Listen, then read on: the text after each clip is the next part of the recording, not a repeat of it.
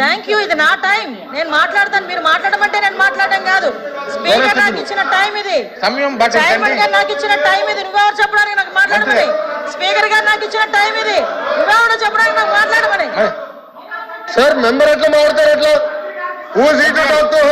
కూర్చోండి కూర్చోండి. గౌరవ మంత్రి గారు మాట్లాడుతుంటే మెంబర్ గారు అట్లా ఎగతాళి చేస్తే మాట్లాడతాం కరెక్టా సార్? కంట్రోల్ చేయండి, సభ్యులు కూర్చోండి. అరే ఒక మంత్రి మాట్లాడుతుంటే ఎగతాళి చేస్తే మెంబర్ మాట్లాడతారా? మీరు కంటిన్యూ చేయండి. ఏంటి సార్ ఇది? హౌస్ కంట్రోల్ చేయండి సార్. ఇది హౌస్ ని ఆర్డర్ లో పెట్టుకోండి సార్. మీతో మిమ్మల్ని ఉద్దేశించి మాట్లాడాలి తప్ప మమ్మల్ని ఉద్దేశించి మాట్లాడేయండి సార్. అంటే హౌస్ కి విలువ ఎక్కడ ఉంటుంది సార్? ఇది వద్దులేండి వద్దులేండి.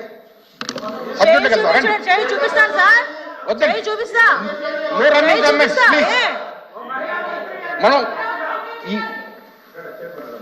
మనం ఎక్కువ ప్రశ్నలు ఉన్నాయి, ప్రశ్నలకు చక్కటి సమాధానం రాపించాలి. అందులో కొంచెం ఒక సమయంగా మీరు ఉన్నతం కొడుతున్నారు.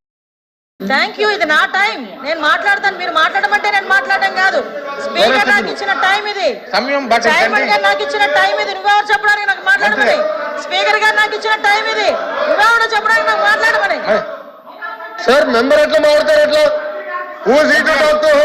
కూర్చోండి కూర్చోండి. గౌరవ మంత్రి గారు మాట్లాడుతుంటే మెంబర్ గారు అట్లా ఎగతాళి చేస్తే మాట్లాడతాం కరెక్టా సార్? కంట్రోల్ చేయండి, సభ్యులు కూర్చోండి. అరే ఒక మంత్రి మాట్లాడుతుంటే ఎగతాళి చేస్తే మెంబర్ మాట్లాడతారా? మీరు కంటిన్యూ చేయండి. ఏంటి సార్ ఇది? హౌస్ కంట్రోల్ చేయండి సార్. ఇది హౌస్ ని ఆర్డర్ లో పెట్టుకోండి సార్.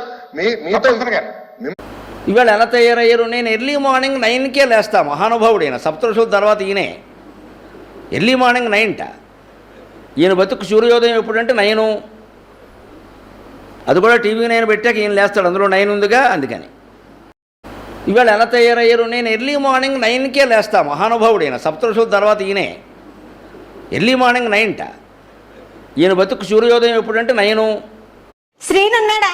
బయటికి వెళ్ళారు, రావడానికి గంట పడుతుంది. లోపలికి రండి. మళ్ళీ వస్తాలే. ఖాళీగా కూర్చోవాలంటే నాకు చిరాకు. ఖాళీగా ఎవరు కూర్చోమన్నారు? లోపలికి వచ్చి గిన్నెలు దామండి. శ్రీనున్నాడా?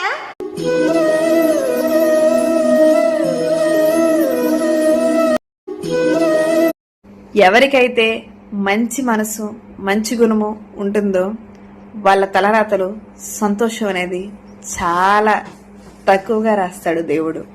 మీరేమంటారు? అవునంటారా కాదంటారా? ఎవరికైతే మంచి మనసు మంచి గుణము ఉంటుందో వాళ్ళ తలరాతలు సంతోషం అనేది చాలా తక్కువగా రాస్తాడు దేవుడు. మీరేమంటారు? అవునంటారా కాదంటారా? ఎవరికి